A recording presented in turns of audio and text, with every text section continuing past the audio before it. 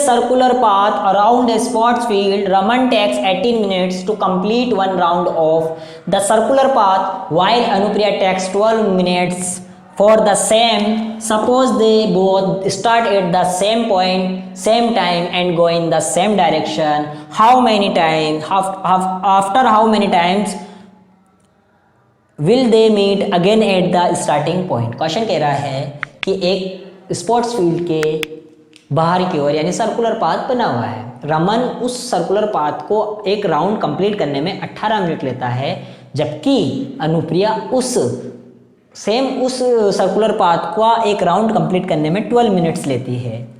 Suppose करो कि दोनों सेम टाइम पे सेम डायरेक्शन में और सेम जगह से स्टार्ट करते हैं राउंड लगाना, तो बताओ कितने समय बाद, कितने मिनट बाद, आफ्टर हाउ मेनी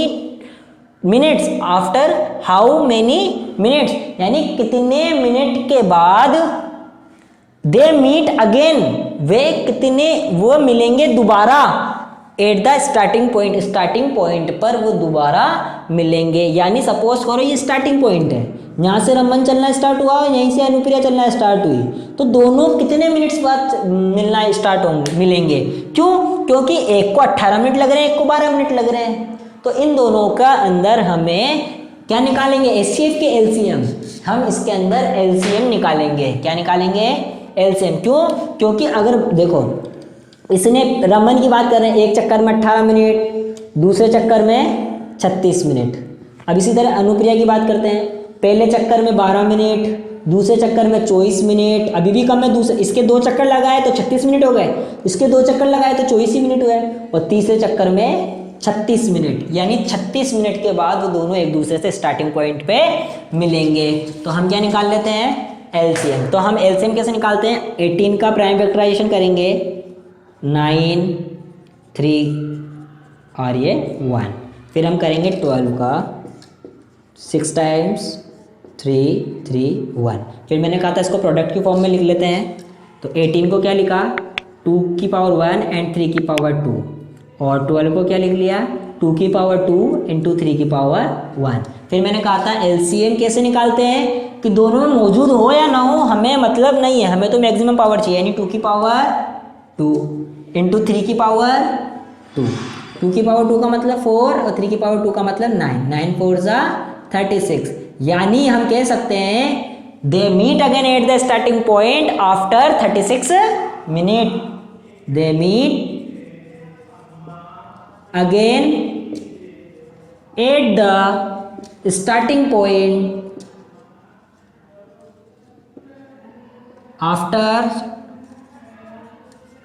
36 मिनट्स। यानी 36 मिनट के बाद वो एक दूसरे से वापस मिलेंगे। Very easy question. Question number 5, in a seminar number of participant in Hindi, English and mathematics are 60, 84 and 108 respectively.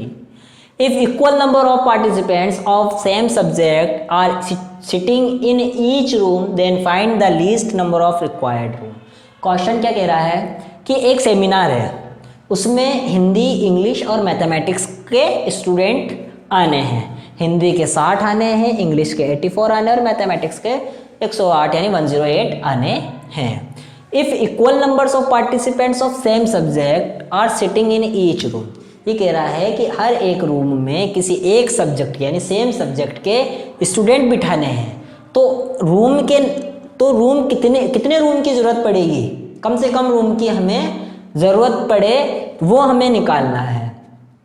तो 60, 84 और 108 कम से कम पड़े, यानी हमारे पास हमें मालूम है कुल स्टूडेंट कितने हो रहे हैं, हम इनको ऐड कर लेते हैं। 60 और 80 144, 150, 252 के आसपास ये स्टूडेंट हो गए। तो 252 स्टूडेंट्स को हर एक रूम में बिठाने हैं। तो कम से कम कितने स्टूडेंट को बिठाएं कि हमें मतलब कितने स्टूडेंट को मैक्सिमम बिठा सके कि हमें बराबर मतलब कम से कम रूम की रिक्वायर्ड हो। ऐसा ना हो कि एक में 10 बिठा दिए, एक में 5 बिठा दिए, एक में 4 बिठा दिए, ऐसा नहीं करना है। हमें बराबर स्टूडेंट बिठाने हैं और सेम सब्जेक्ट के बिठाने हैं एक रूम में। तो हमें इन सबसे पहले 60, 84 और 108 का हमें एचसीएफ फाइंड आउट करना पड़ेगा। जैसे ही हमें मालूम चल जाएगा कि इन तीनों में कम से कम इतने कॉमन स्टूडेंट आ रहे हैं, यानी हम इस रूम में इतने स्टूडेंट बिठा सकते हैं, इसमें इसके इतने स्टूडेंट बिठा सकते हैं और इसके इतने स्टूडेंट बिठा सकते हैं। तो हमें मालूम चल जाएगा कि एक रूम में इतने स्टूडेंट आ रहे हैं, तो टोटल स्टूडेंट कितने रूम्स में आएंगे। चलो आओ, सबसे पहले हम क्या करते हैं, हम सबसे पहले 60, 84 और 108 का एचसीएफ फाइंड आउट करते हैं प्राइम फैक्टराइजेशन से। 2, 30, 2 का 15, 3 का 5, 5 1 जा 5। अब इसका करते हैं 2 2 जा 2 4 जा 8, 2 2 जा 4, 2 2 जा 4, 2 1 जा 2, फिर 3 से 3 7 जा 3 7 जा 7 21, 7 1 जा 7। अब 108 का करते हैं 54, 27, 9, 3 3 1। अब करते हैं 60। 60 का क्या होगा, 2 की पावर 2 इंटू 3 की पावर 1 इंटू 5 की पावर 1। देन 84 का करते हैं 2 की पावर 2 इंटू 3 की पावर 1 इंटू 7 की पावर 1। फिर 108 का करते हैं 2 की पावर 2 इंटू 3 की पावर 2। अब एचसीएफ निकालना है, तो एचसीएफ के लिए मैंने क्या बताया, जो सब में मौजूद हो, 2 सब में मौजूद हो, सबसे कम पावर कौन सी है, 2 की पावर 2। 3 सब में मौजूद हो, 3 की सबसे कम पावर कौन सी, 1 यानी 3 की पावर 1। इन दोनों को मल्टीप्लाई करा तो 4 इंटू 3 यानी 12।